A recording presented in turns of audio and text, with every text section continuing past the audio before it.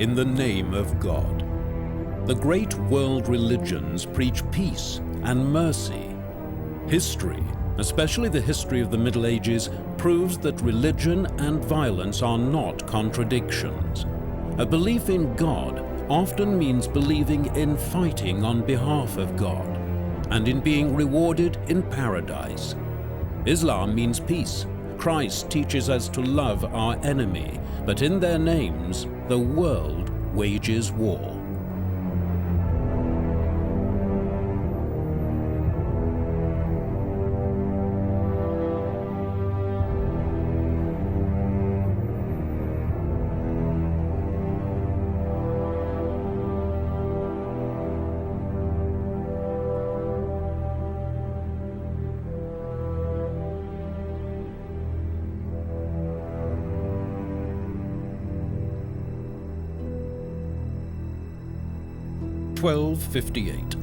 The unique and triumphal expansion of Islam has made it the religion of many peoples from Spain to Indonesia.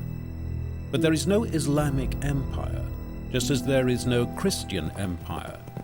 Everywhere in the Middle Ages there are wars among princes and tribes. For half a century there have been crusades to the Holy Land. After Islam, Christianity too spreads to every corner of the world. The center of Islamic civilization is Baghdad, the most magnificent city on earth.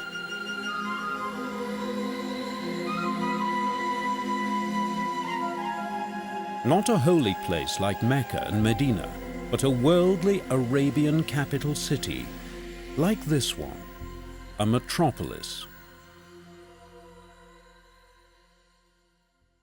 At the end of the 8th century, Baghdad had become the center of the world. No other city could compare with this splendid capital. The centers of learning, the academies, the hospitals, the baths. Everything was perfect. The real threat to the worldly empire of Allah does not come from Europe. For 2 centuries, the Crusaders only threaten the coastal areas. The Christians want Jerusalem. That is what they are fighting for, with little success. For the Islamic empires, the Crusaders are a problem only on their borders. It is not a clash of civilizations. The real threat to Islam comes from the steppes of Asia. Like a natural disaster, the Mongols fall upon their enemies, merciless, annihilating, unbeatable. They bring no superior culture with them, only brutality. In 1258, Baghdad falls into their hands. The Mongols were much worse than their predecessors in Baghdad. Basically, they possessed no culture and simply destroyed everything in their path. At first, there was some religious tolerance, but the second phase of the Mongol rule was dreadful. The Mongols, mounted nomads, their wealth, herds of cattle. Revenge is their prime mover. Over the ages, the Mongols have lived by perfecting their herding skills. Drive the cattle together, cut the ones you want out of the herd, slaughter them. This turns them into perfect soldiers. In 1260, at Ain Chalut, they are defeated by the Arabs for the first time in history. They are forced to withdraw.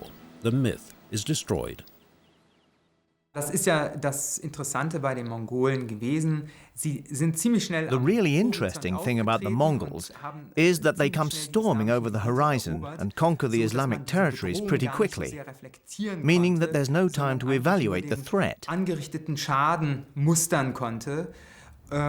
These Mongol rulers adapted relatively quickly to the local population, with the result that after only 40 years, the first Mongol empire on Islamic territory, the empire of the Ikhana, has already become Islamic. Auch nach 40 Jahren schon ein islamisches Reich geworden. Even today, Ain Chalut is the subject of heroic sagas and legends. The end of Mongol rule. But the real triumph is still greater. In only 2 generations, the mounted warriors who almost conquered Islam have themselves become Muslims. The Book of Allah is mightier than the Mongols' perfect military machine.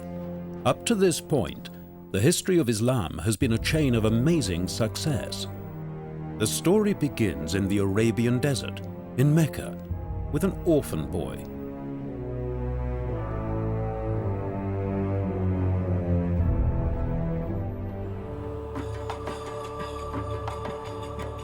In the year 569, in what is now Saudi Arabia, Muhammad is born. After losing both parents, he grows up with his uncle and becomes a merchant and caravan leader. Then signs. A Christian monk foretells that Muhammad will become a prophet, and more than that, he will be the last, the ultimate prophet. He marries a 40-year-old woman, unusual for the time. It's a good marriage. His tribe, the Crusades, worship holy trees, stones, and many gods. When Muhammad is already over 40, the angel Gabriel appears to him for the first time. Muhammad, who is illiterate, receives a revelation from the angel in the form of the Quran. According to Islamic belief, the words of the Quran have always existed before the beginning of time, with God. The Quran is holy and unchangeable. Through it, Arabic, the language of a few desert tribes, will spread like the wind. The words of the Quran are so masterful, so forceful, that to this day they represent Arabic poetry in its most perfect form. Man hat sogar schon einmal It has even been said that the position of the Quran in Islam can really only be compared to the position of Jesus Christ in Christianity. Insofar as in Christianity, God became man, became flesh, incarnation, whereas in Islam, God became a book. So we can speak of an inlibration. Gott Buch geworden ist. Und insofern spricht man auch von einer Inlibration. To Muhammad are revealed the 5 pillars of Islam. There is no God but God, and Muhammad is his prophet. Every day, 5 prayers, alms for the poor, fasting during Ramadan, and the pilgrimage to Mecca. Muhammad is the last prophet, a perfect man, but still only a man. There are 28 prophets in the Quran, among them Adam and Abraham. For Muslims, Jesus is one of the prophets. Like Maria, he has a rather special place in the Quran, is known as the word and breath of Allah, and after his death is lifted up to God. Muslims do not believe in his crucifixion, saying that another was crucified in place of the prophet Jesus. The closely related Christian and Jewish religions were allowed to be practiced in Islamic empires. Christianity was similarly tolerant only in the later Crusader states. There was certainly an indirect awareness of certain common elements. For instance, from the early Middle Ages onwards, there are texts which repeatedly point out that, of course, Muslims too go all the way back to a common progenitor, Abraham. But that was not always seen as a positive argument or as representing a positive attitude towards Muslims. Perhaps it wouldn't be going too far to say that the Muslim religion was too similar to Christianity, and out of this similarity developed a degree of rivalry. If you want a comparison, consider that within Christianity, the nonconformists, the heretics, are often viewed as worse enemies than the proponents of a totally different religious community. Angehörige einer ganz anderen Glaubensgemeinschaft. After an initial period of rejection, Islam spreads throughout Arabia with increasing rapidity. In the year 632, Muhammad dies. He has no son. A quarrel breaks out about his successor, the Caliph. Shortly afterwards, Muslims split up into Sunnis, who believe that any devout Muslim can become their religious leader, and Shiites, who only recognized the leadership of direct descendants of Muhammad's family. The new faith, and with it Arabic, the language of the Quran, spreads over the next 300 years with immense speed to the distant borders of the known world, where, for the most part, it still dominates today. Islam is not a pacifist religion. Muhammad was a prophet, a successful merchant, and a military leader. Muslims may answer violence with violence. Their young, unspent religion makes them into good warriors. But Islam is not a religion of holy war. Right from the start, even in battles, there are moderating rules of conduct, for example, concerning the treatment of women and children. The term holy war is adopted by Muslims in the Middle Ages from Christians. Jihad means more than fighting the infidels. Jihad ist Jihad is a noun from the verb jada, which means simply to make an effort. This is firstly an inner effort, an injunction to come to terms with oneself, together with a Platonic world-view that one must strive for self-improvement for the sake of one's religion. It's inner, but also outer-directed, and therefore means to fight, the fight being directed purely outwards. Of course, that's very early. Both meanings become current very early on, though the Shiites, who are very important here, particularly emphasize the inner struggle, describing it as the first, the highest jihad. In other words, a Muslim must improve himself. Das heißt also, der Muslim hat sich zu verbessern. In the early Middle Ages, the different Arab tribes and clans are bitter enemies. They buy slaves, mostly children of the non-Muslim Turkic peoples, and train them as elite Islamic warriors. This military enslavement becomes typical for Islam. These slave soldiers reach the highest ranks, and finally, many of them actually come to rule over the dynasties. It is often stated that the reason for this law is the Quran, which forbids Muslims from fighting against Muslims. But this commandment is broken from the very beginning. Diese Militärsklaven sind eigentlich The military slaves are introduced for the first time in the Abbasid Empire, then later in the Mamluk dynasty, which was in fact maintained by these military slaves, as was the Sultanate of Delhi. Dieses Militärsklavensystem ist vielleicht eine Reaktion gewesen. This system of slavery is perhaps a reaction to the fact that in the early days of Islam, when rulers depended on mounted nomads who were organized tribally, they, the rulers, had problems with conflicting tribal loyalties. Tribal organisiert waren, dass sie dort das Problem hatten. Whereas if they depended on slaves, whom they had raised themselves and given them a career, then they could count on absolute loyalty. Dann, die sie selbst hochgezogen hatten, denen sie selbst eine Karriere verschafft hatten, dann konnten sie mit absoluter Loyalität rechnen. The most famous ruler of a military slave dynasty is the legendary Saladin. Saladin is a Kurd and rules in Egypt from 1171. His Turkish Mamluk guards, Mamluk means slave, will later defeat the Mongols at Ain Chalut.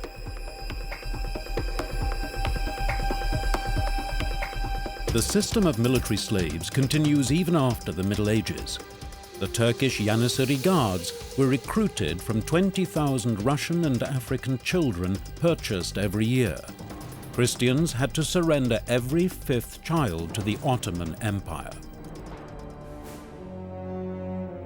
800 AD, the victorious military expansion of Islam brings with it not only war and the new faith, but also superior scientific knowledge and an advanced culture.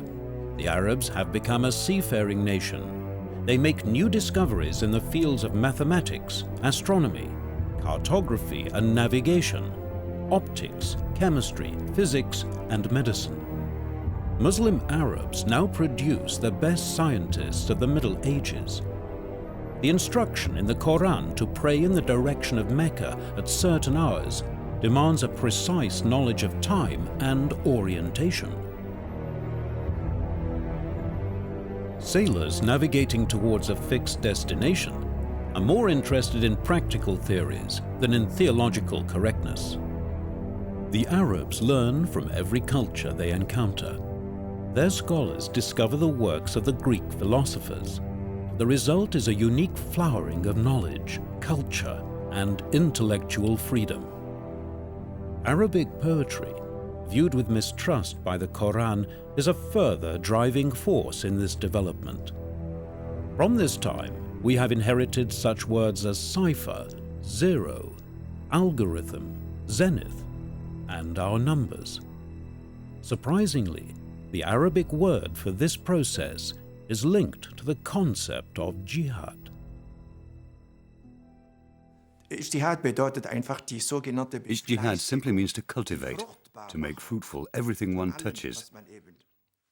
In religion, in all disciplines, when one thinks of the great theologies, that means one must seek to innovate, not just to receive knowledge. This is shown in science and philosophy. They didn't merely take from the philosophy of the ancient Greeks, Plato, and above all Aristotle. They contributed to the sum of knowledge.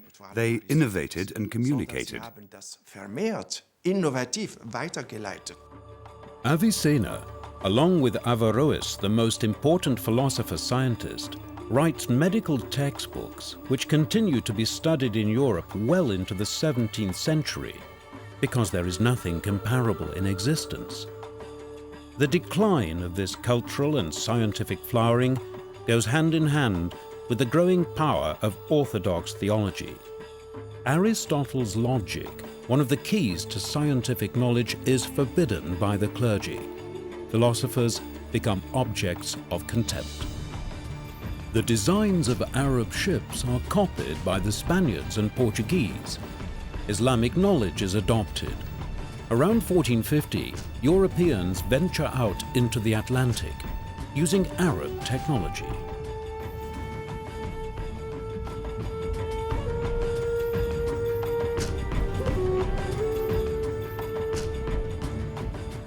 Islamic and Arabic culture, a mighty structure on the foundations of a holy scripture, the Quran, creates masterpieces of architecture, technology, and art because it understands how to turn Mediterranean culture to its own advantage.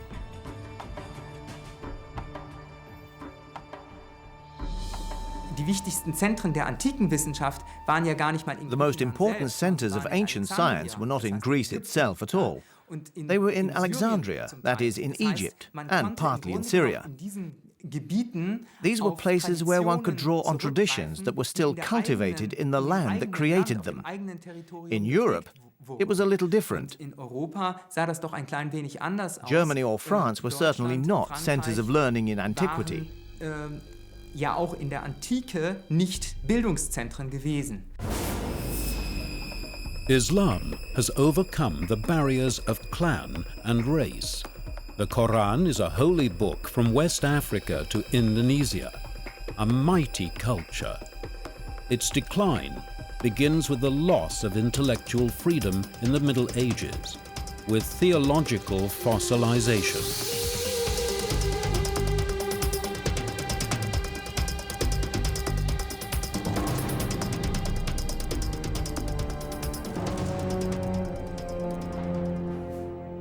Europe has much to thank Islam for. Spain flourished under the Umayyad dynasty from 755 to 1031, and until the fall of the last Islamic enclave, Granada, in 1492. Even so, shortly after the occupation, the Reconquista begins, the attempt at reconquest by Christian forces. The struggle will last for centuries. Islam in Europe. For centuries, Muslim culture is a dynamic presence in Portugal and Spain. There are many unknown influences and features held in common. The Arabs bring chess to Europe, knowledge about gardens and agriculture. Their architecture contributes to the Gothic style, and Sufi mystics will later even influence the rules of the Jesuits. During the Umayyad period under Islam, Jews, Christians, and Muslims lived together in peace.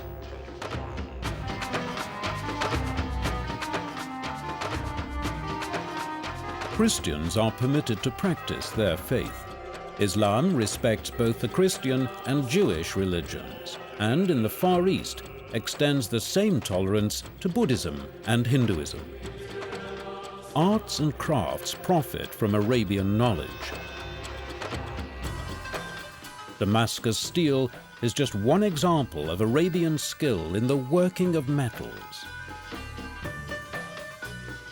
One of the most remarkable cultural sharings is knighthood. The ideal of chivalry held by Muslims and Christians of the early Middle Ages is very similar. Even the notion of romantic devotion to a distant, unreachable lady is probably an invention of early Arabic poetry. The culture of the troubadour, from the poetry to the music, has its origins in Baghdad and migrates to France. Ja, also es gab schon ein Ritterideal und das findet man eben gerade There auch was bei a common diesem basis. syrischen, bei A dieser good syrischen example Verletzung is the Usama Syrian ibn Munqidh, Usama ibn der Munqidh, selbst Ritter war who was und himself auch, a knight, gerade and in used diesem this Punkt fact as a mit basis dem- of understanding mit dem in his meetings Frankenpaar. with the Franks. Das Rittertum war in gewisser Weise He had a lot of Verständigungsbasis respect und for the er hatte Franks because they were auf brave Grundlage dieses Rittertums and auch because viel they also Respekt vor represented den this Franken, weil sie ideal of tapfer manhood. waren und weil sie, They im met, Grunde genommen, and in auch this dieses context felt very Männlichkeitsideal, close to each other. Vertraten. Und, He tells of many knights to da whom he traf man felt sich really tatsächlich. close, In dem Punkt fühlte man like sich sehr brothers. nah. Und He calls them berichtet auch my von vielen brothers, Rittern, denen my friends. richtig nahe stand und die als Brüder, als mein Bruder oder mein Freund bezeichnet. Nevertheless, for centuries the struggle is for domination, for the final victory over the enemy. Muslim culture is fought and defeated. Only then is it given due appreciation. Man kann sagen, dass nach Bagdad sicherlich Cordoba eine der After Baghdad, glänzendsten Städte Cordoba was dieser certainly Zeit one of the most ist. splendid cities of the time. Christliche For Norden example, zum in the Beispiel, 10th century, ein a Mönch visitor aus from the Lothringen Christian north, ist a monk im from 10. Lorraine, Jahrhundert travelled nach to Cordoba Cordoba. gereist, wohl He was als probably an envoy of Beauftragter King des Otto I, Königs Ottos I. and he's und impressed by the ist city's beeindruckt splendor, von its dieser size, Pracht, von and dieser also, it must be Größe said, by und the von power of the Caliph dieser in Cordoba. Gewalt, allerdings auch des Kalifen in However, Cordoba. the processes of cultural exchange are not so marked in the 10th century during the time of the caliphs. It's not until after the Spanish Reconquista, the reconquest of the Iberian Peninsula, which is mostly concluded by the middle of the 13th century, that we find a major process of cultural and literary exchange in Toledo or in Zaragoza. But in other cities too, works of antiquity, which had previously been translated in Syria, are now translated back into Latin with the help of Jewish translators. And so the whole of Aristotle finds its way into the universities, which at the start of the 13th century are just beginning to flourish in the Latin An West. die Universitäten, die ja zu Beginn des 13. Jahrhunderts dann im lateinischen Westen aufblühen. In Spain, the Muslim inheritance intermingles with the Christian culture. Europe can thank Islam for the return to its ancient roots.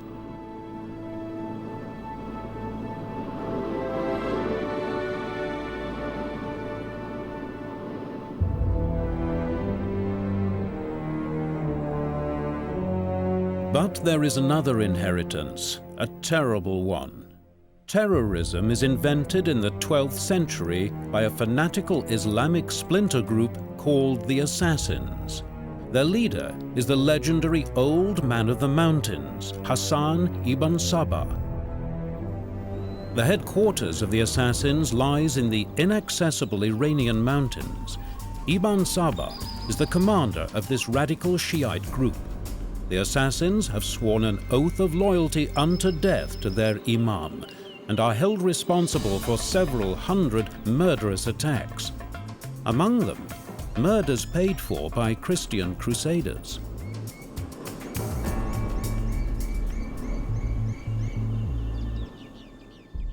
Man darf eben nicht vergessen, dass die ganze One shouldn't forget that the sect of the Assassins claims legitimacy from the eldest son of a caliph from the end of the 12th century.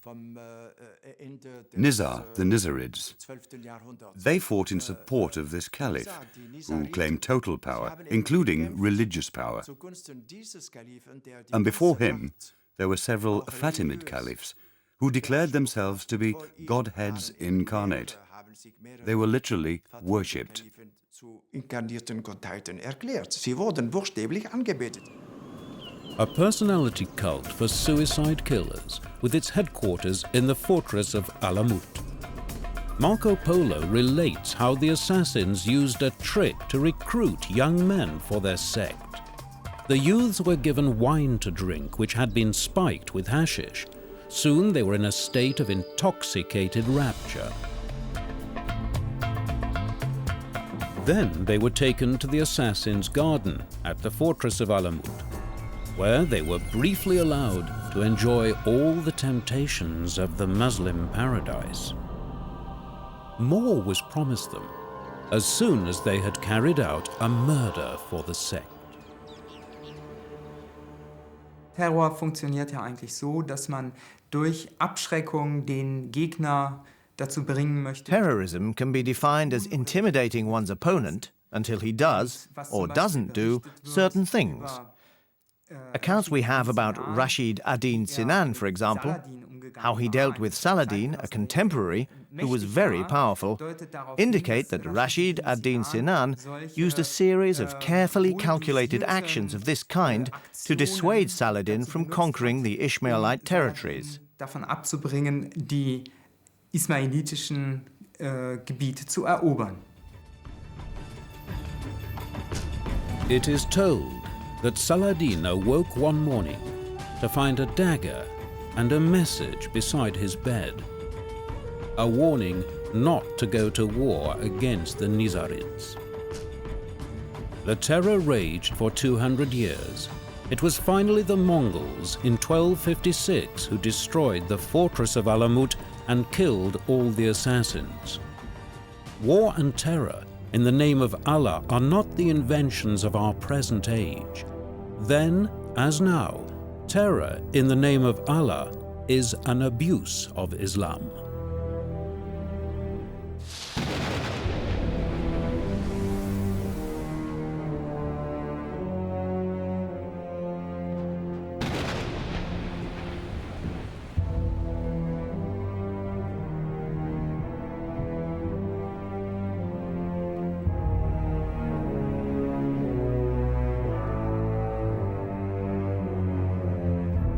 War in the name of God.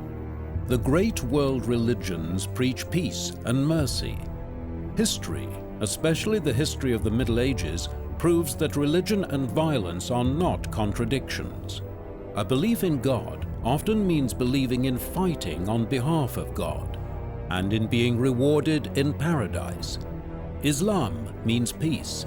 Christ teaches us to love our enemy. But in their names, the world wages war.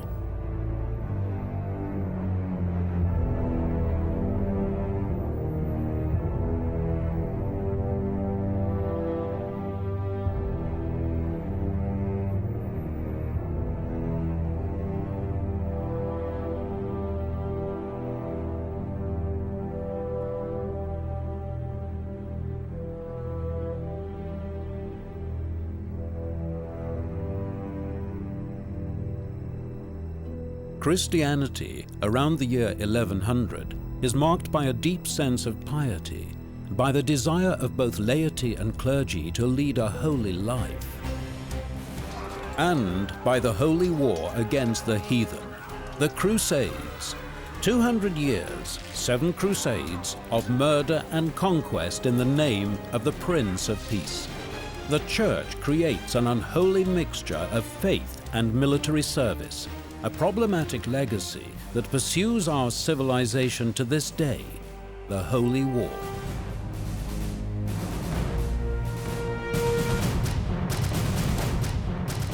It begins in the Old Testament with the Ark of the Covenant, the chest for the tablets with the 10 Commandments has magic powers. It makes the people of Israel invincible in war, a treasure that the Crusaders are hunting for too. During the Crusades, military religious orders are founded: the Knights Templar, the Knights of St. John, and the Teutonic Order. The combination of monk and soldier is one of the most bizarre inventions of the Middle Ages. Religious orders at war against the heathen. But what did this mixture of religion and violence, inexplicable to us today, mean to people in the Middle Ages? Man hat ja immer wieder im Zusammenhang mit den Kreuzzügen die Gewalt im Namen des Christentums. Talking about the Crusades, the tendency is to see the violence in the name of Christianity as a particularly serious crime. However, one should remember that the Middle Ages, and particularly the High Middle Ages, were an age of violence. So if you see the Crusades in this context, then they were perhaps just an extreme expression of what was a mundane and daily feature of medieval life. Allumfassenden Gewalt, die überall anzutreffen ist, im Mittelalter anzusehen ist. And yet, even in the Middle Ages, there are some of the faithful who are appalled by the association of war with the abused Son of God who preached love and peace. The East Roman Christians in Byzantium, whose monks strive for the ideal of seclusion from the world, find the holy knights more than suspect.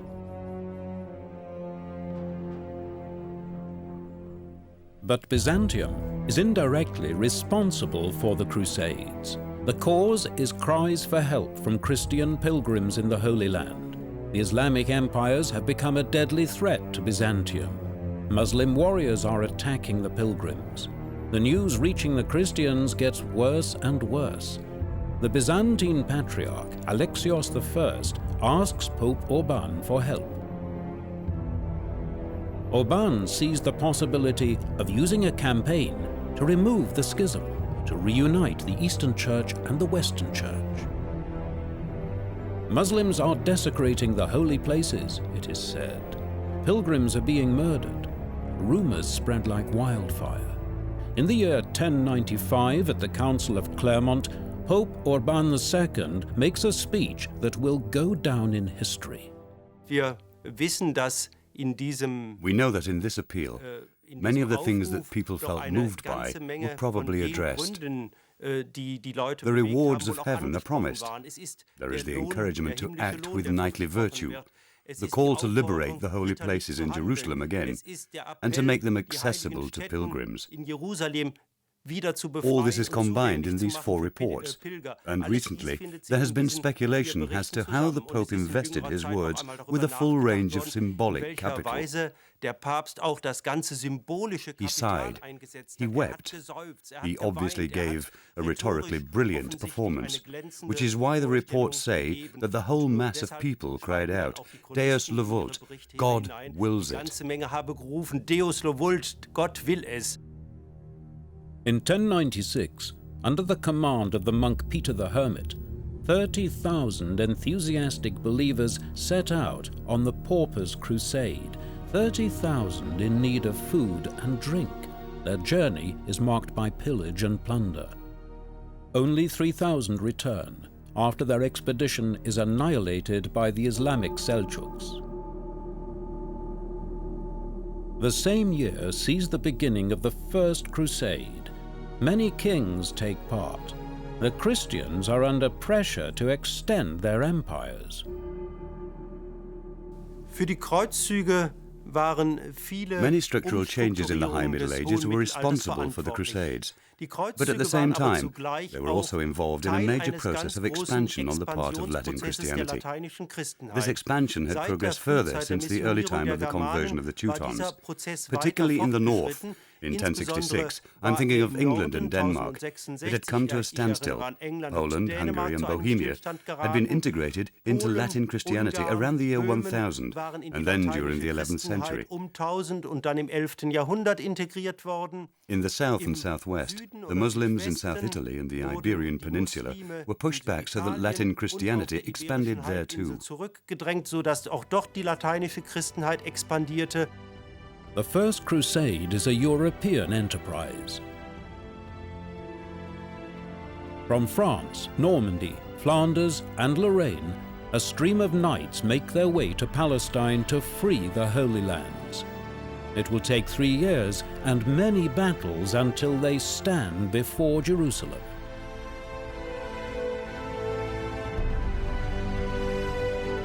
They lay siege to the Holy City for 5 weeks. Then the attack begins. Victory is followed by a massacre of 65,000 Jews and Muslims, women and children, that one can only describe as a frenzy of bloodlust. A terrible victory. The Holy Land belongs to the Christians, for the time being. Europe around the year 1100 is undergoing profound changes. It is not just contact with foreign cultures. The population, just like the economy, is growing at a great pace. Trade becomes more important. Overpopulation becomes a problem.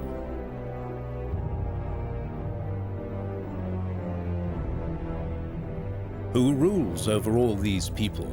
Monarchs and the church are locked in power struggles. Everywhere there is change and expansion. The Crusades are part of this. The Crusades are not a clash of civilizations between Christianity and Islam. Christianity is divided, Rome and Byzantium. In the early Middle Ages, the Byzantine Empire, the first Christian empire, was 20 times wealthier than Rome, but weakened by constant wars, exhausted by a vast administrative apparatus, its power is now slowly draining away. Byzantium, with its capital Constantinople, has called on the Crusaders for assistance, but it mistrusts them, justifiably, as will soon be seen. Hitherto, the Byzantine Church has dominated Christian theology, but that too will change. The Crusaders hire ships to take them to the Holy Land, an excellent business that makes many Italian cities rich. The Crusaders are becoming the economic factor of the Mediterranean region. Taking part in the crusade represented the value of 6 years' labor. There has to be a powerful motive to endure the hardships and the risk of death.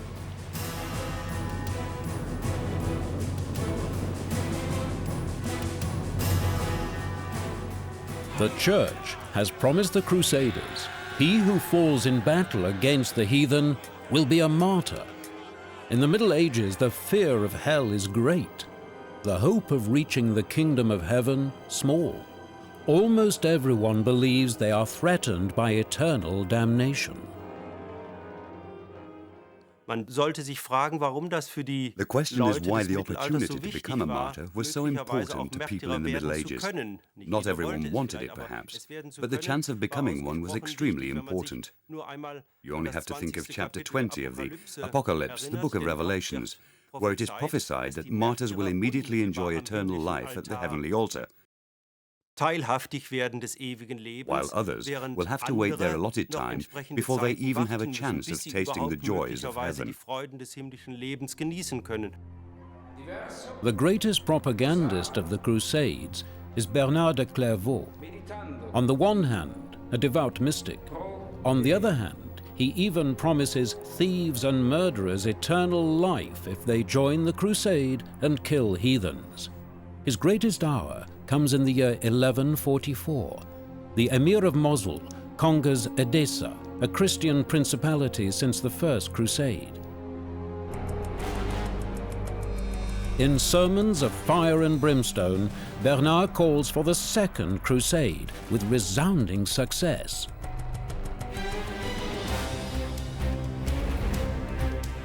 But it ends in military disaster.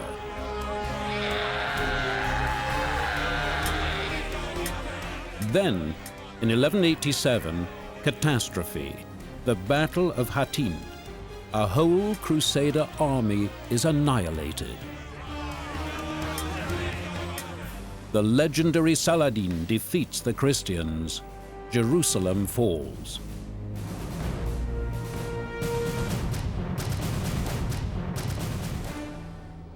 Doubting voices are heard. Is Bernard a false prophet? Why does God want this humiliating defeat? But enthusiasm for the Crusades does not weaken. Many later actions only add up to an inglorious chapter in the history of the West. Der sogenannte Vierte Kreuzzug ist aber besonders interessant. Now, the so-called Fourth Crusade is particularly interesting because it heads not for the Holy Land, but for Constantinople, into the Byzantine Empire from 1202 to 1204. Venice had provided a fleet in Byzantium to transport the Crusaders and intended to secure financial support there for the crusade. Once in Byzantium, however, the whole enterprise gets bogged down. Next, Constantinople is stormed and taken. A bloody massacre ensues, and the result is a Latin Empire that lasts for about 60 years. Etabliert, das ungefähr 60 Jahre lang Bestand hat. The Crusaders remain for about a century in their territories along the eastern coast of the Mediterranean.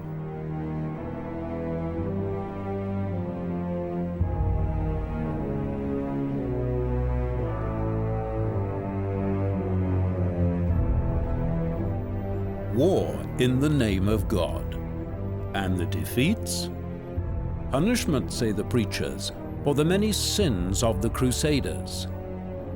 Sins such as gambling, theft, and lust. And remarkably, there must also be penitence for the killing, although it is a holy war. Jerusalem has been lost, but the Crusaders still have their castles and territories. For the nobility, was the prospect of new kingdoms not the most tempting feature of the Crusades? The many power struggles among the Muslims helped the Crusaders to secure the borders of their principalities. Numerous castles served this purpose. The orders of knights, however, are reluctant to acknowledge a superior command. They wish to act independently, as if these new rulers didn't exist. Indeed, there isn't a great deal of unity anyway among the Christian empires. The Normans of Antioch are in conflict with the Byzantines, and some of the Crusader states also fight against each other, sooner or later.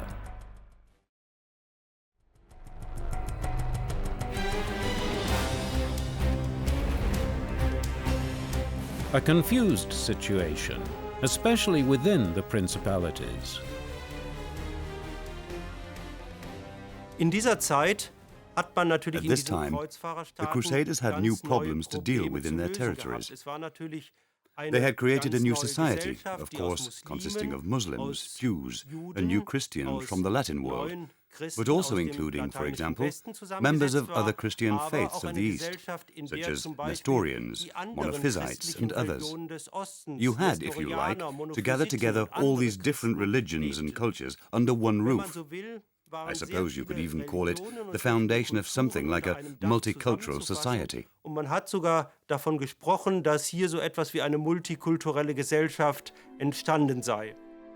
An optimistic description, but not necessarily wrong. As an occupying power, the Crusaders, like the Muslims, were quite bearable. Business as usual is perhaps an accurate description of the mood in the Crusader states. The Arabs have to pay taxes, but they are not persecuted for their faith. In many areas, especially technology, medicine and crafts, the Muslims are far more advanced than the Crusaders. the Christians learn more from the Muslims than vice versa.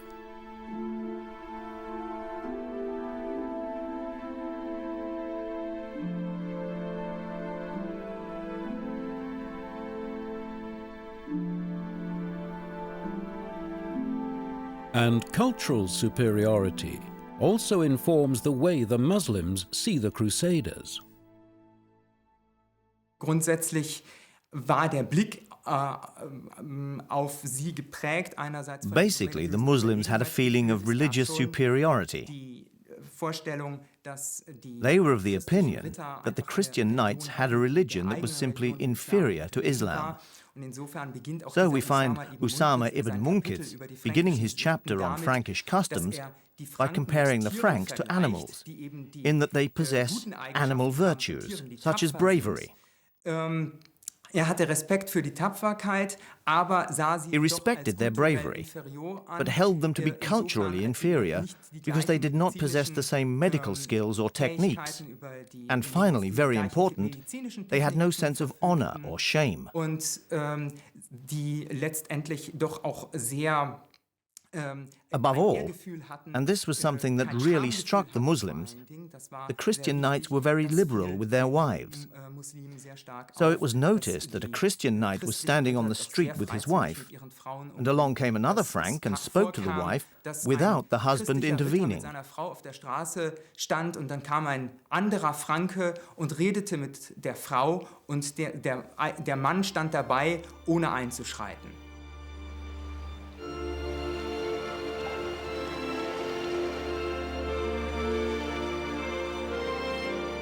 The Crusaders' states are dependent on supplies transported by ship. The brisk trade over the Mediterranean is managed principally by the Italian city-states of Genoa and Venice. The Crusades make them fabulously wealthy.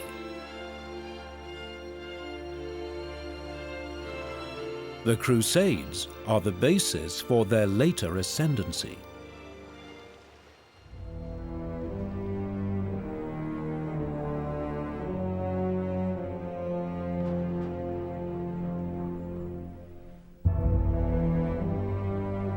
The Middle Ages is a period of conflict between church and secular power, a time of violence and strife.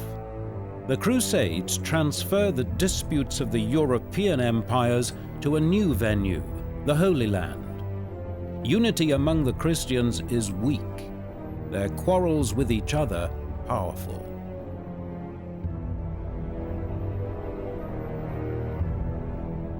After the Second Crusade, Jerusalem, the goal of all the Crusades, will only twice be made accessible to pilgrims, thanks to treaties which Richard the Lionheart and Frederick II negotiate with the Muslims.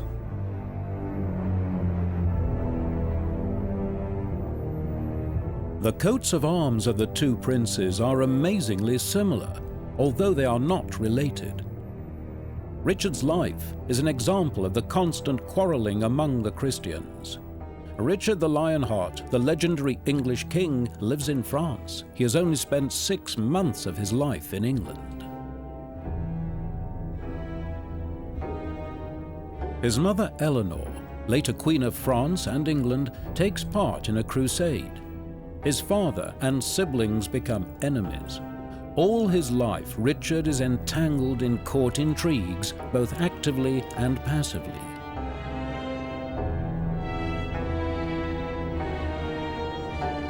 His probably most important opponent, Philip II of France, is also his ally in the Third Crusade, until he quarrels with Richard and returns home to wage war on England.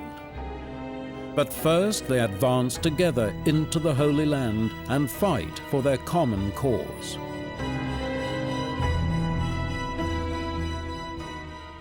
They conquer Jaffa and Cyprus, the most important base of retreat for all later Crusaders. Richard never reaches Jerusalem. He is weakened by domestic intrigue. But he negotiates with Saladin, the legendary commander and victor of Hattin. The result is a treaty which gives him Tyre and Jaffa, and pilgrims access to Jerusalem. On his return journey, Richard falls victim to a plot. He is made prisoner and taken to Germany to Henry VI, but Henry allies himself to Richard and frees him in exchange for a ransom. Change of scene. Frederick II, known as the wonder of the world, is raised at the court of the Norman king Roger on Sicily. Sicily was once occupied by Muslims. The young Frederick comes into contact with a superior Islamic culture, a formative experience. The Castel del Monte, a symbol of Frederick's thirst for knowledge. From here he corresponds with Islamic scholars. For many of his contemporaries, Frederick's admiration goes too far. His castel is octagonal, like the imperial crown, or like the Muslim Dome of the Rock. From the Arabs he learns falconry and writes a scholarly treatise about the birds which is unrivaled for centuries. Under his rule, Muslims live in peace on Sicily.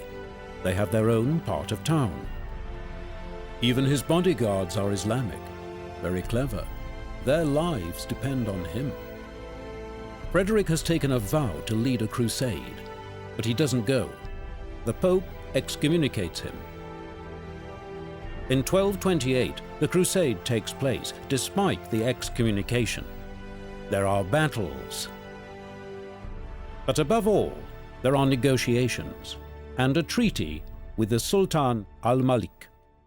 Der Vertrag von Friedrich II. Frederick II's treaty is more remarkable than Richard the Lionheart's.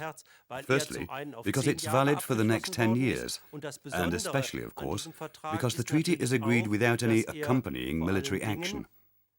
So Frederick II was hardly a military commander in the Holy Land, but rather, and primarily, a negotiator. Feldherr im Heiligen Land, sondern hauptsächlich Vertragspartner. After his death, it is even rumored that Frederick was, in secret, a Muslim. That is nonsense, but he admires Arab culture and orders himself buried in an oriental robe. It is indisputable that the Arabs of that time were more advanced in all matters of science than their European contemporaries. But how do the Muslim peoples react to the Crusaders who invade their land?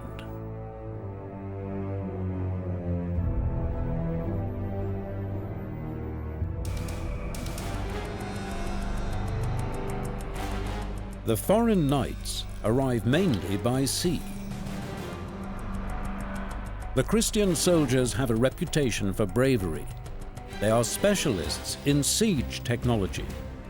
But militarily, this is nothing new for the Arabs, who favor sudden attacks, raids. Like pirates, a constant plague at the time, the Crusaders are just one more enemy among many. And, like pirates, they only appear along the coast. The difference is that after attacking, the Crusaders do not disappear again, but remain as invaders. Even so, they are not perceived as a threat to Islam. The standards of hygiene and medical care among the Crusaders both amazes and horrifies the Muslims. Whether Crusader or Arab, short-term power strategies provide fertile ground for intrigue and shifting alliances which often transcend religious boundaries, not so much a clash of civilizations as a skirmish of warlords. For the Arabs, the foreign soldiers come from a mysterious, dark and cold land where terrible monsters dwell. The more distant the Crusaders' homeland, the more terrible the monsters.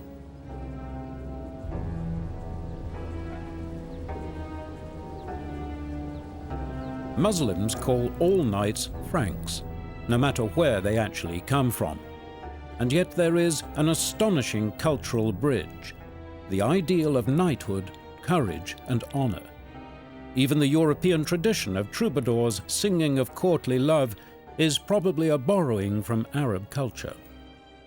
Dieses Ritterideal ist sicherlich etwas gewesen, was die beiden Kulturen. The chivalric ideal is certainly something which linked the two cultures. In Europe as well, at this time, there was the notion of an ideal of knighthood, which was interreligious, above religion. Man denke beispielsweise an diese Ritterepen von Wolfram von Eschenbach, Parzival. Consider, for instance, the epic poems of Wolfram von Eschenbach, Parsifal, and Wilhelm, which basically developed the ideal of knighthood as a link between religious faiths. In Bruderschaften eintreten, die über die Religionen hinaus a brotherhood which goes beyond religion, so that a knight could have a Muslim brother, a heathen brother, all sharing the same ideal of courage. That's the idea of the knights on their quest for the Holy Grail. Das ist der Gedanke des Gralsrittertums letztlich. The community of noble knights and their quest for truth as a bridge between mortal enemies, religious warriors. In Europe, Saladin is still admired for his chivalry, and the history of Muslims and Christians still hides many common features waiting to be discovered.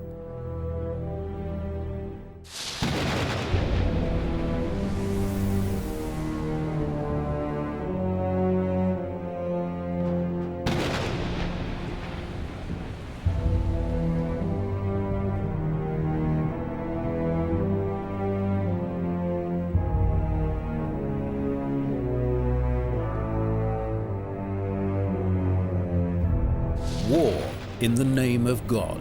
The great world religions preach peace and mercy. History, even modern history, shows that religion and violence are not contradictions.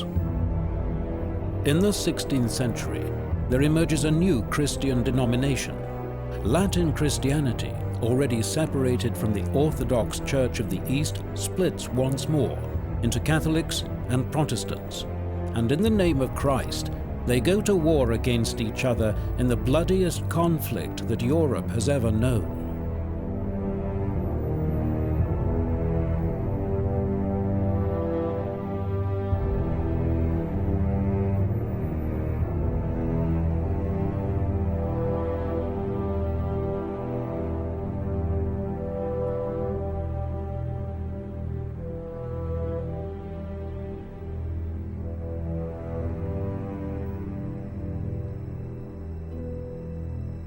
A new age has dawned in Europe, a new image of the world, the Renaissance. Everything is in a state of flux. Astronomy and other natural sciences, art and architecture. The way in which people see each other and their world is radically transformed. The perspective becomes naturalistic, realistic.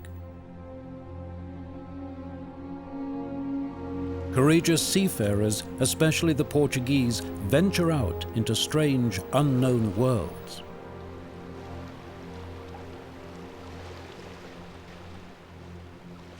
With new instruments of navigation, new maps, in 1522 Magellan's ships proved that the world is round. A time of upheavals in matters of belief too. The Bible, whose Latin was inaccessible to the common people, becomes the book of books, and a dissatisfied German monk unintentionally changes the world. Martin Luther does not want a reformation, he only wishes to reform. But that is not how it turns out. It is as though his time is ripe for more. A new invention, the printing press, a technical revolution which makes possible a spiritual one. Was Gutenberg mit der Buchdruckerkunst macht, der Gutenberg's printing press, printing with movable type, encourages mobility and improves communication to an extent that was previously not just unknown, but unimaginable. Nicht vorstellbaren und auch nicht gekannten Weise. The moral authority of the Church, of the popes, has reached its nadir in the company of the Borgias.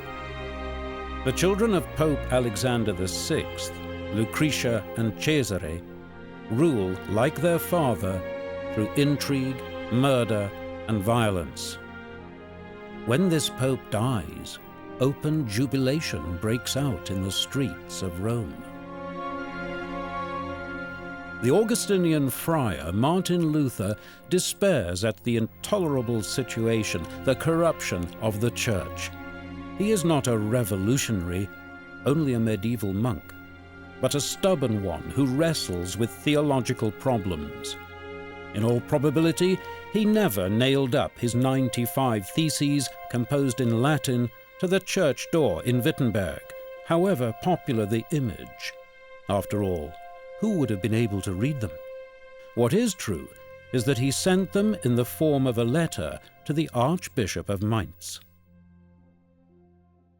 Seine handschriftlich niedergelegten Thesen gelangen in einer handschriftlichen His Fassung handwritten nach theses Nürnberg. reached Nuremberg in Sie manuscript werden form. dort, There they are translated from the original Latin. Sie werden dort übersetzt und am Ende des Jahres 1517 Then, at the end of dann 1517, zum Druck they are printed, und dann in and einer, copies are distributed in vast numbers throughout the unendlich empire. großen Auflage vervielfältigt im Reich verteilt. Luther had nothing to do with this, and it certainly wasn't what he intended. Einfluss drauf gehabt und das ist auch nicht in seinem Sinne gewesen. The result is uproar. Luther is excommunicated. In 1521, after a staged kidnapping, the Prince-Elector Frederick III of Saxony hides Luther in Wartburg Castle, where he translates the New Testament into German. His forceful style has a profound influence on the German language.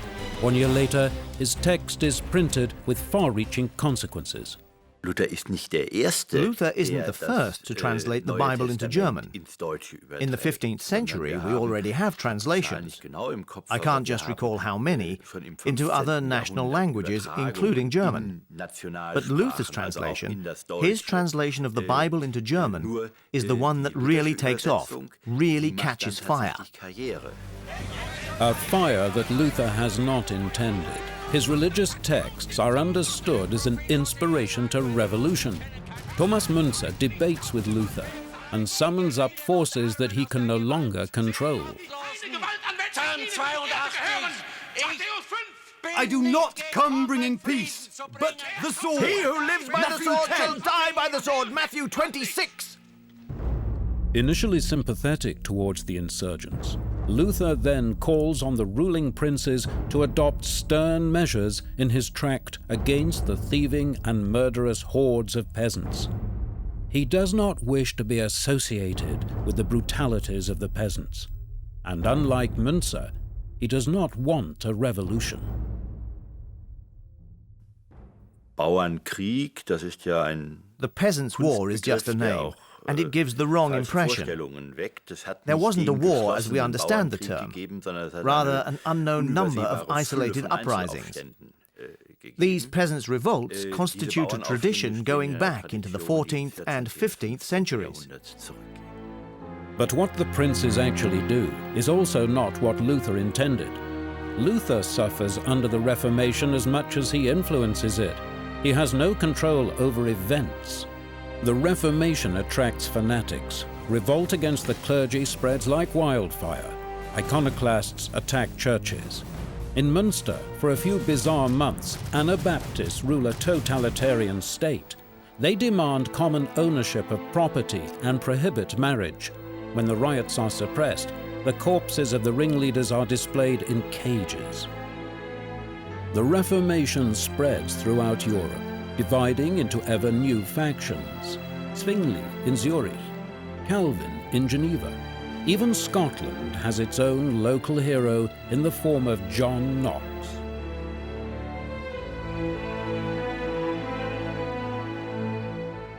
And in London, Henry VIII seizes the opportunity and founds the Anglican Church, principally in order to secure himself a divorce. Reformation also means a reallocation of power. 1546, the Catholic Emperor is at war with Protestant princes, the first interdenominational war. After the Emperor's victory, a process begins which finally leads to a peacemaker's compromise. Subject citizens must adopt the faith of their ruler. Der Augsburger Religionsfrieden schafft insofern etwas Neues. The religious peace of Augsburg does result in something new, in that it strengthens something that already exists, namely, the status of the empire as a whole on a level above the warring parties. A level where the king and the imperial estates work together as supreme arbiters or referees, responsible for safeguarding peace and the rule of law within the empire. In der Funktion eines Schiedsrichters dann dafür verantwortlich, den Frieden und das Recht im Reiche zu wahren und zu schützen. Peace among Christians? A frightful error. In 1572, in France, the St. Bartholomew's Day massacre. Actually, a royal marriage between the denominations is intended to bring about peace, but then betrayal. Protestant Huguenots gathered for the wedding are slaughtered in tens of thousands by Catholics, Christians against Christians. The denominations are at war again. It's about religion, but also about power. The new religious faith is an opportune means for ambitious princes to pursue their aims of dominion against the emperor, the kings, and the church. Then, in 1618, the prelude to a European catastrophe. The Prague Defenestration, actually the second. Protestants against Catholics, that too. In fact, a long, smouldering power struggle. The revolt of the estates against the emperor is a Bohemian tradition. This time they immediately elect a king of their own liking. Der Erfolg des Fenstersturzes wird für uns greifbar in der böhmischen The success of the Prague Defenestration can best be understood if we look at the Bohemian Act of Confederation of 1619. Here, we have a document in which the Bohemian estates define what they want in terms that we will later call a state. They don't abolish the monarchy, they need the king to legitimize their own positions. But they reduce his role to such an extent that this Bohemian king, in the concept of a corporate state as defined by the Bohemian nobility, ends up as nothing more than a master of ceremonies.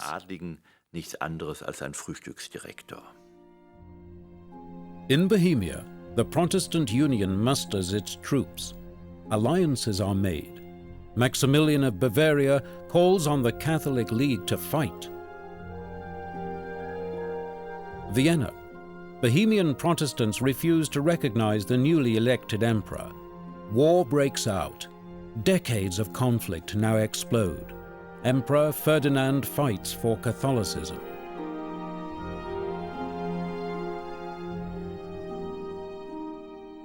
Wallenstein, a brilliant general and entrepreneur. As yet, there is no such thing as a national army. Wallenstein recruits an army of mercenaries and fights on the side of the Catholic League for money. Wallenstein ist derjenige, der sich in der Lage sieht, when the emperor asks, "Can you provide me with an army?" Kannst du mir ein Heer zur Verfügung Wallenstein sees himself as ideally suited, as a private individual, a businessman, to offer this service. Als Wirtschaftsunternehmer gleichsam diese Dienstleistung erbringen kann. The first Catholic victories, the Bohemian rival king is defeated. The Protestants lose a series of bloody battles. In Bohemia, Catholic successes are followed by brutal suppression of the new denomination. But now, the Danes fear for the security of their power in Europe. They enter the war against the Catholic Habsburgs.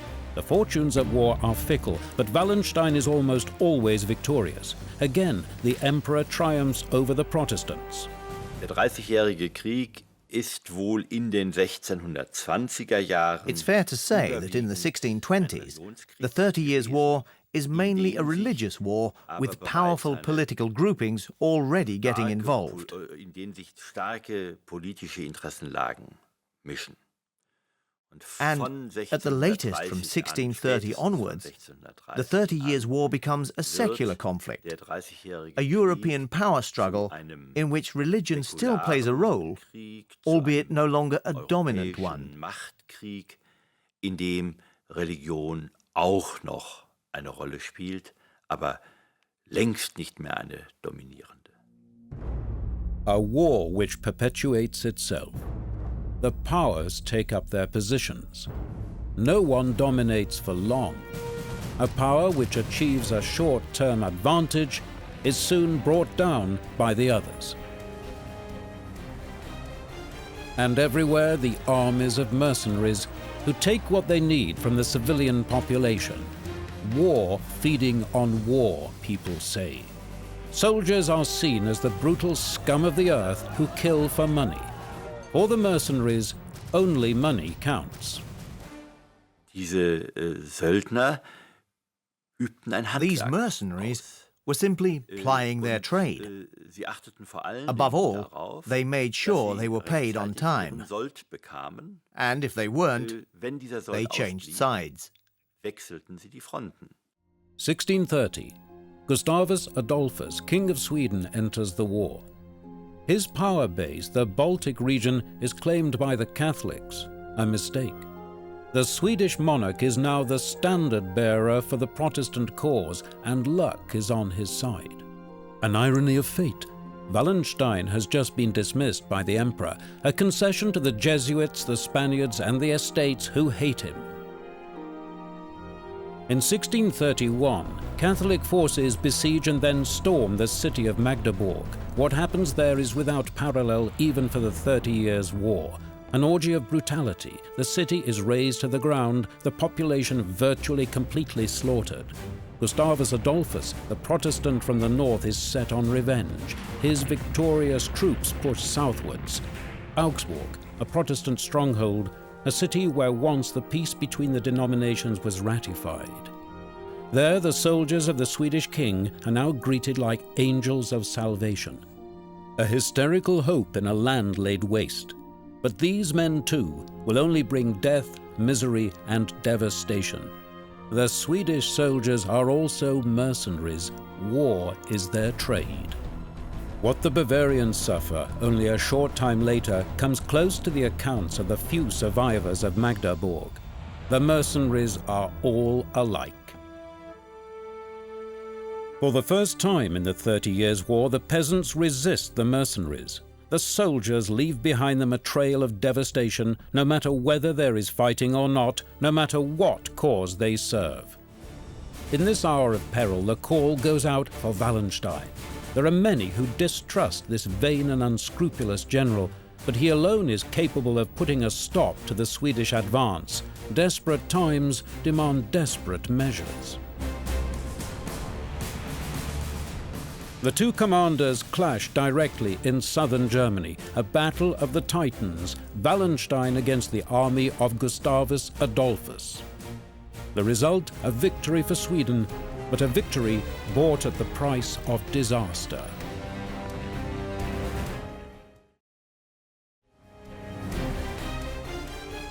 In the Battle of Lutzen, Gustavus Adolphus is killed. A shock. The messianic leader gone? Rumors spread.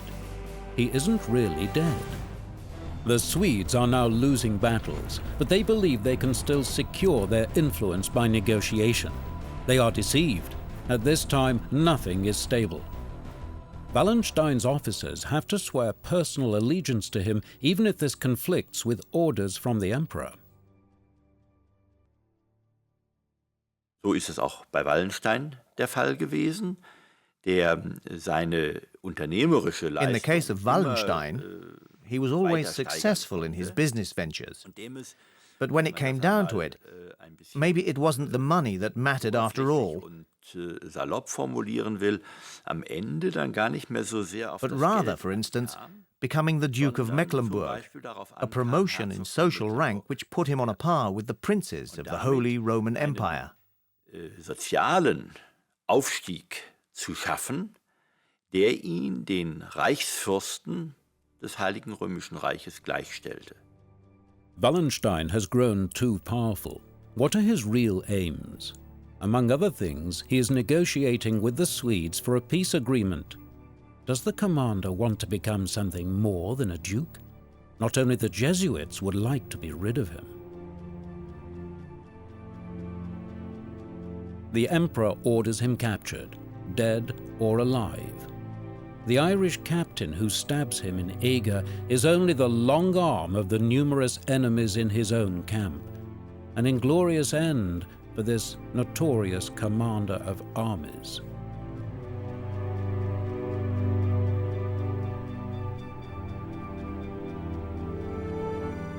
The war continues. At the beginning, the Habsburg dynasty had sought war to secure their dominion. By now, they are fighting to retain their existence as a power.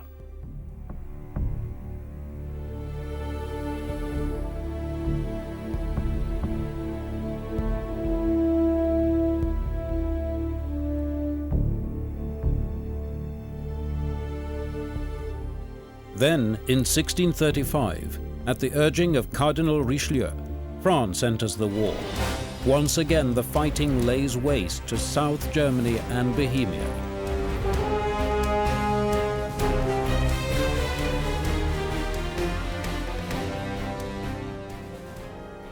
Not before 1648 do people finally grow tired of the slaughter. Sweden and France, the remaining great powers, guarantee the end of hostilities. The Peace of Westphalia is signed. The basis for the religious articles of the document is the Peace of Augsburg of 1555. After 30 years of devastating war, a bitter truth, it's back to square one. And yet everything has changed. However, for the ordinary people, the signing of the treaty did not bring about peace. Erst wenn der letzte Söldner ein Land verlassen hat, oder auch nur ein Dorf Only when the verlassen, last mercenary has left the country, or even the village, does peace return for the common people. weil das in Sachsen zum Beispiel And because erst this doesn't happen im in Laufe des Saxony Jahres until 1650 1650, erfolgte, documentary sources there refer to the end of the 32 Years' War. In uns überlieferten Quellen auch vom nun zu Ende gehenden 32-jährigen Krieg die Rede. Finally, an end to the killing.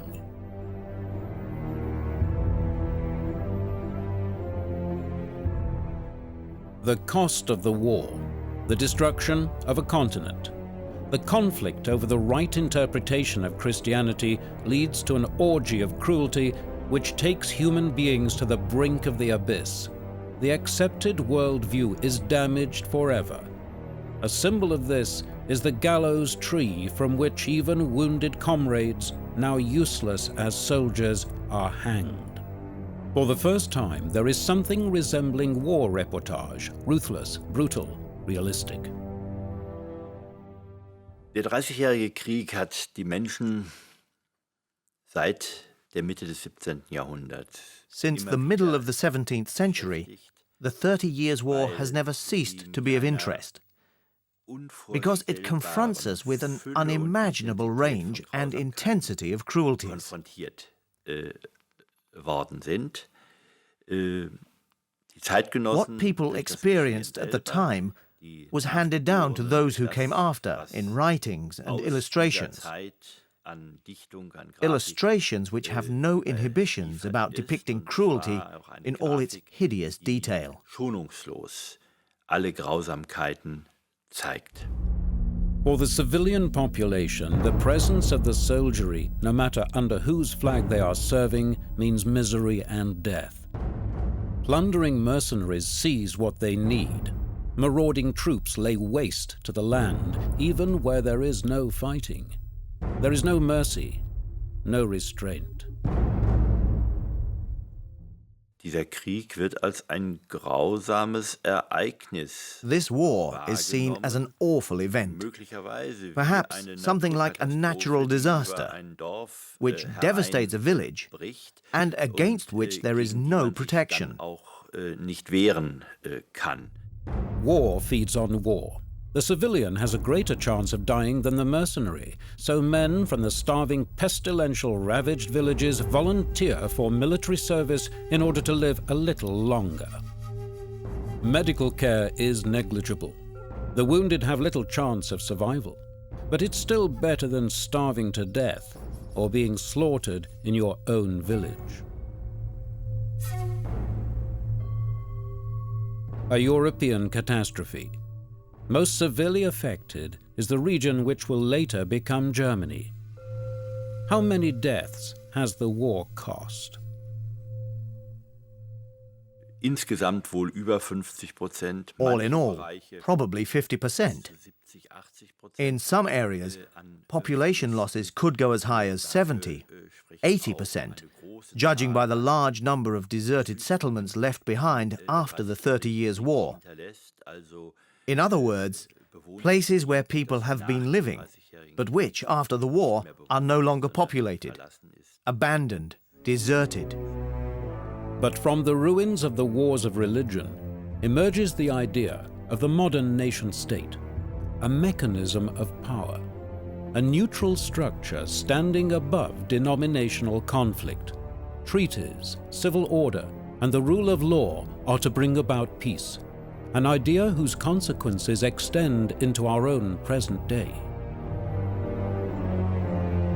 Hell is humankind itself. The struggle for religious domination leads to the abyss. In the name of the one true faith, man is capable of any imaginable cruelty. So reads the lesson of the 30 Years' War. By nature, man is, and always has been, greedy, selfish, and cruel. Only an all-powerful constraint compels him to keep the peace. Man is a wolf to man, writes the English philosopher Thomas Hobbes. Hobbes zieht daraus die Konsequenz, dass der Mensch Hobbes concludes that if man is to live in a condition of peaceful coexistence, he must be subject to discipline. He must be constrained in every aspect of his life by a power that can only be the power of the state. Zu reglementieren sucht und dem friedfertigen Zusammenleben dienen soll. To constrain the greed of man, Hobbes decrees the totalitarian state, an omnipotent monster, Leviathan, which imposes peace and dictates what may be thought, said, and believed, an idea which will bear fruit. Absolutism, the state ruled over by the French Sun King Louis XIV, one of the practical political consequences of the 30 Years' War. Rigid, majestic order. The jungle gives way to the garden. The state as a calmly ticking, finely oiled and neutral clockwork. Base instincts and conflicts of belief are held in check by the power on high, the new ideal of the age. In place of the bands of mercenaries hired when needed, we find standing armies, valuable instruments of the state to be used sparingly. Prussia, under Frederick II, is the ideal model of enlightened absolutism, a sober, rational state without an established church. Die ganz große Tendenz ist, The trend is quite clear. Perhaps Frederick the Great put it best. Each man should be blessed as he thinks fit, and so religion is shifted firmly into the private sphere. Religiösen in den Bereich des Privaten. The practical consequences. In the late 17th century, the Huguenots pour into Prussia, into freedom. Under Frederick II, there's a time when every fourth Berliner is of French origin, a monarchy on the make in which church and state are strictly separated. It's a matter of principle. In Prussia, Kant pursues the idea to its logical conclusion. His essay, Towards Eternal Peace, is a blueprint for the United Nations organization. Law should rule over power in a kind of world parliament, an idea which has found little favor with every superpower to date. The separation of church and state is now so taken for granted that the appearance of the Pope before the United Nations is a minor sensation. In the past, popes waged war. Today, the Pope has only moral power, not battalions. A long way, which has led from the Crusades of the Middle Ages via the 30 Years' War to the present day.